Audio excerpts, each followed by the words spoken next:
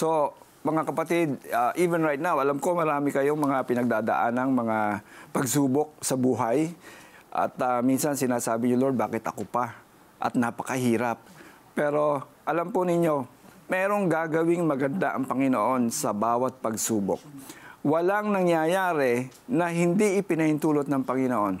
So right now, even if you're faced with a mountain of trials, nandiyan ang Panginoon. Lumapit ka sa Kanya. He will intervene in your life. At ang sabi rin ng Bible sa James, welcome every trial because God has a purpose. Kapatid, saan ka man ngayon, kaya kang abutin ng Panginoon. Gaano man kalalim ang iyong lokasyon, aabutin ka ng Panginoon. At kahit gaano kasalimuot o komplikado ang iyong buhay, the Lord will turn it around. Inaanyayahan kita sa isang panalangin. Father God, in the name of your Son, Jesus Christ, Lord, ako po'y lumalapit sa inyo. Ako rin po, Panginoon, ay dumaranas ng mga matinding challenges sa aking buhay. Now, Lord God, I choose to turn to you, Lord God. Kakalimutan ko na po, Panginoon, ang pagtitiwala sa aking sarili. Alam ko, Panginoon, na meron kang magandang plano sa aking buhay.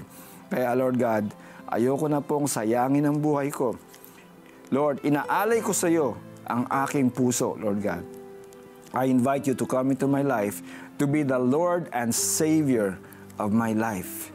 Mula ngayon, Panginoon, ako po'y aasa sa iyo. Mula ngayon, I will look for directions, Lord God, and I will focus my eyes on you. At alam ko, something good is gonna happen in my life because I trusted you in Jesus' name.